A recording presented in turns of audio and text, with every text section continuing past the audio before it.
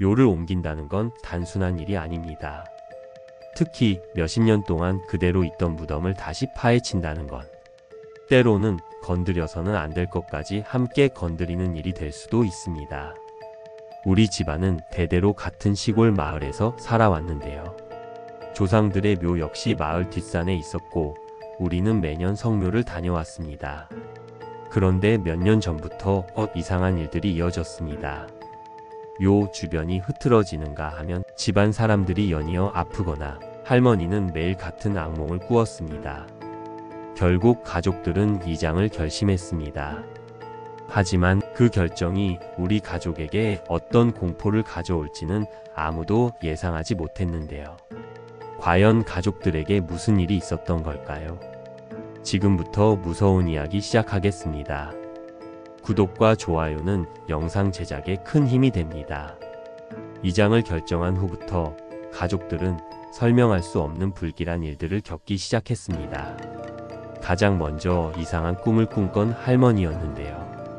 어떤 남자가 묘 앞에 서 있었어. 할머니는 꿈에서 한 남자가 우리 조상 묘를 바라보고 있었다고 했습니다. 그 남자는 말을 하지 않았고 얼굴도 흐릿하게 보였다고 했습니다. 하지만 그 눈빛만큼은 너무도 선명했죠. 그렇게 차가운 눈으로 날 본 사람은 처음이었다. 처음에는 단순한 악몽이라고 생각했습니다. 그러나 그 후로도 할머니는 같은 꿈을 반복해서 꾸었는데요. 그뿐만이 아니었습니다. 큰아버지는 갑작스러운 사고를 당했고 사촌 동생은 원인을 알 수 없는 고열에 시달렸습니다. 그리고 어느 날 묘 앞에서 이상한 흔적이 발견되었습니다. 누군가 묘 주위를 손으로 긁어놓은 것처럼 흙이 파헤쳐져 있었죠. 처음엔 들개가 그런 줄 알았지만 주변에는 어떠한 흔적도 없었고 발자국도 없었습니다. 누군가, 아니 무언가가 묘를 파헤치려 한 것 같았습니다. 그날 밤 나도 꿈을 꿨는데요. 꿈속에서 나는 묘 앞에 서 있었습니다.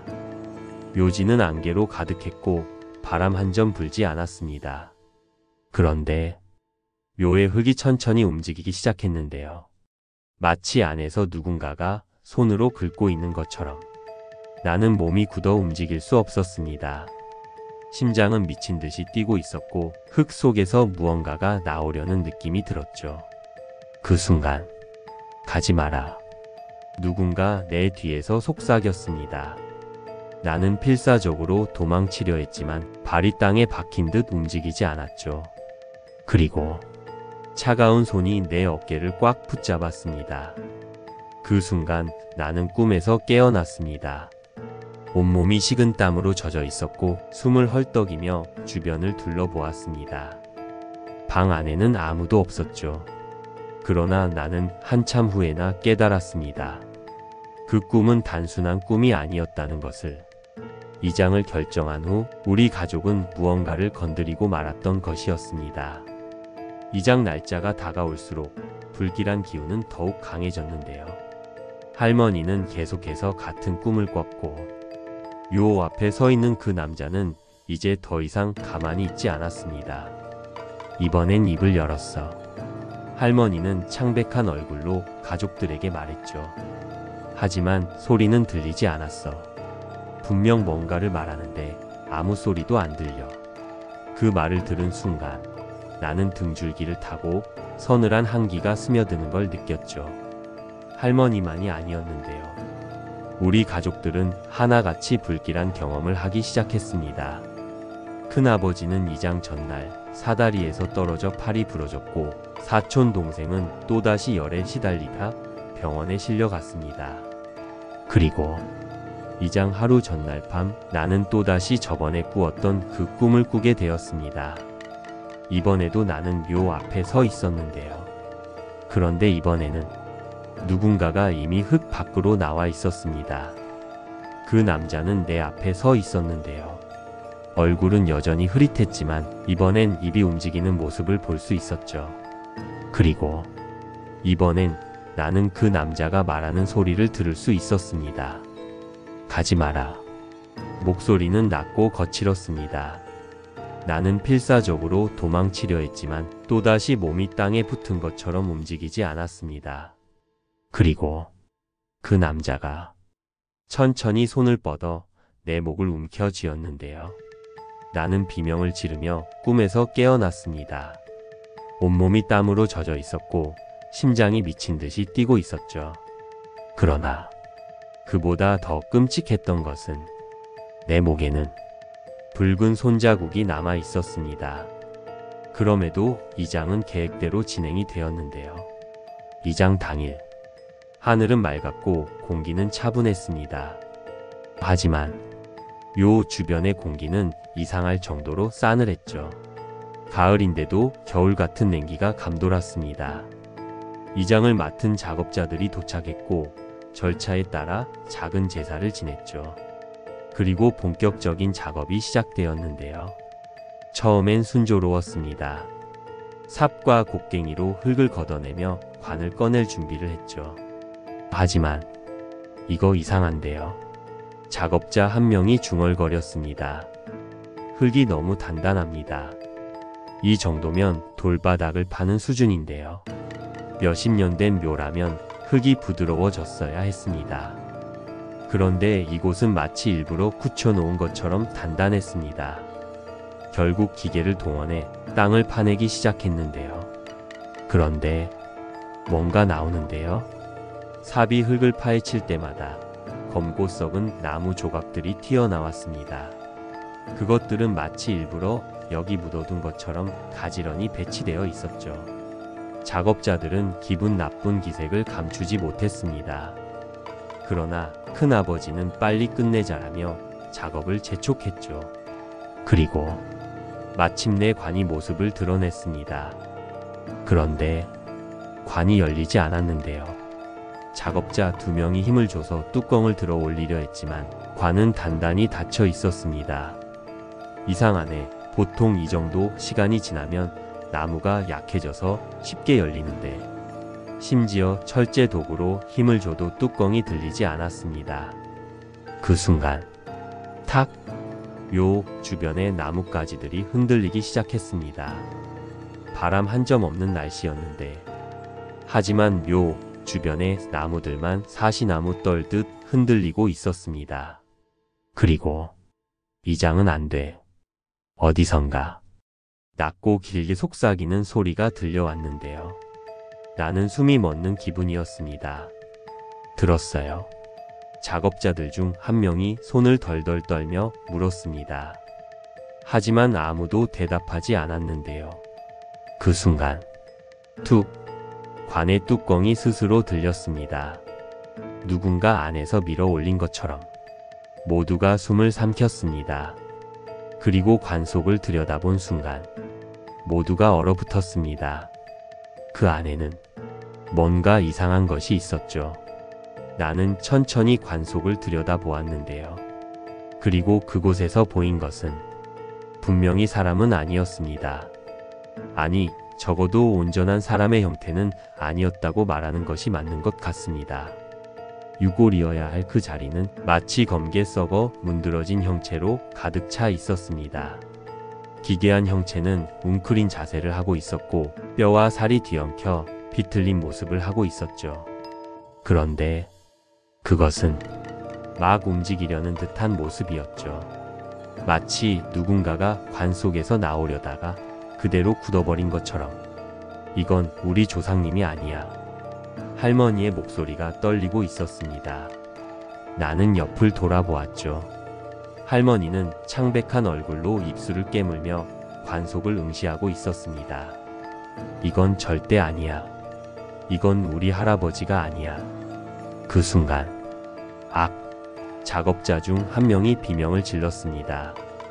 그는 놀란 표정으로 손을 움켜쥐고 있었는데요. 나는 재빨리 그쪽으로 시선을 돌렸습니다. 작업자의 손바닥에는 선명한 화상 자국이 남아 있었습니다. 그는 관 속에 있던 형체를 살짝 건드린 것 뿐이었는데요. 하지만 그 짧은 순간 동안 손바닥이 데인 듯 새빨갛게 부어올랐습니다. 뜨거워. 여긴 분명히 차가운데 왜 이렇게 뜨거운 거야? 그 말이 끝나기가 무섭게 관 속에서 낮고 길게 신음소리가 흘러나왔는데요. 나는 심장이 멎는 기분이었습니다. 분명 죽은 사람의 묘였는데, 그런데 무언가가 아직 살아있는 것처럼 소리를 내고 있었습니다. 작업자들은 더 이상 버티지 못하고 뒷걸음질 쳤습니다. 큰아버지 역시 얼굴이 창백해진 채 입을 열지 못했죠. 그때 이장은 안 되겠다. 마을 어르신 중 한 분이 단호하게 말했습니다. 그는 손에 향을 들고 있었는데, 이건 우리 조상님이 아니다. 그냥 다시 묻어라. 우리 가족은 그 말을 부정할 수 없었습니다. 그리고 관을 덮고 묘를 다시 덮은 순간 서늘한 공기가 한층 더 차가워졌습니다. 그제야 깨달았는데요. 무언가가 강하게 저항하고 있었다는 것을. 관을 다시 덮고 묘를 원래대로 되돌리는 작업이 시작되었습니다. 작업자들은 말없이 흙을 덮었죠. 모두가 어서 이곳을 떠나고 싶다는 표정이었습니다. 그런데 한 작업자가 갑자기 손을 멈추었는데요. 그는 묘 주위를 바라보며 손등을 쓸어내렸습니다. 왜 이렇게 차갑지? 우리 가족은 일순간 침묵했는데요. 가을이라곤 해도 햇볕이 내리쬐고 있는 날이었습니다. 그런데도 묘 주위의 공기만 얼음장처럼 차가웠습니다. 그리고 가지 마라. 바람이 불지 않는데도 어디선가 낮고 길게 속삭이는 소리가 들려왔습니다. 나는 그대로 얼어붙었는데요. 주변 사람들 모두 움직임이 없었습니다. 바람이 스치는 소리가 아니었습니다. 정말로 착각이 아니었습니다. 분명히 소리가 들렸던 것이었죠. 들었어? 나는 조심스럽게 가족들에게 물었습니다. 하지만 아무도 대답하지 않았습니다. 그들은 모두 표정이 굳어 있었고 할머니는 입술을 파르르 떨고 있었습니다. 그때였습니다. 깍. 갑자기 숲속에서 까마귀 떼가 날아올랐습니다. 우리 가족은 반사적으로 뒤를 돌아보았고, 까마귀들은 묘 주변을 선회하며 요란하게 울어댔습니다. 우리는 서로 얼굴을 마주 보았는데요. 더 이상 이장을 진행하는 것은 불가능했습니다. 이제 그만하고 가자. 마을 어르신의 단호한 한마디에 작업자들은 서둘러 장비를 정리했습니다. 이장은 완전히 무산되었습니다. 그날 밤 우리 가족은 집으로 돌아왔는데요. 하지만 아무도 쉽게 잠들지 못했습니다. 할머니는 방 안에서 기도를 올리고 계셨고, 큰아버지는 담배만 태우며 깊은 생각에 잠겨 있었습니다. 나는 씻고 눕긴 했지만 머릿속에서 아까 들은 속삭임이 지워지지 않았습니다. 가지 마라. 그 목소리는 너무도 선명했습니다. 그리고 나는 그 속삭임이 아직도 귓가에서 계속 맴돌고 있다는 걸 깨달았죠. 그 후로 몇 년이 흘렀는데요. 우리 가족들은 그날의 일은 기억에만 남기고 평상시처럼 살아가고 있었습니다. 이후로 우리 가족은 다시는 그 묘를 건드리지 않았습니다. 그리고 기이한 일들도 점차 줄어들었는데요. 할머니는 더 이상 악몽을 꾸지 않았고, 나는 그날의 속삭임을 애써 잊고 지냈습니다. 그런데 성묘를 위해 다시 그 산을 찾았을 때였는데요. 묘 앞에 선 순간 이상한 마음에 나는 숨을 삼켰습니다. 흙이 이상하게 내려앉아 있었습니다. 마치 누군가 최근에 건드린 것처럼. 그 순간 서늘한 바람이 지나갔는데요. 그리고 귓가에서 가지 마라. 그날의 속삭임이 다시 들려왔습니다. 시청해 주셔서 감사합니다. 구독과 좋아요 부탁드려요. 더 좋은 영상으로 찾아뵙겠습니다.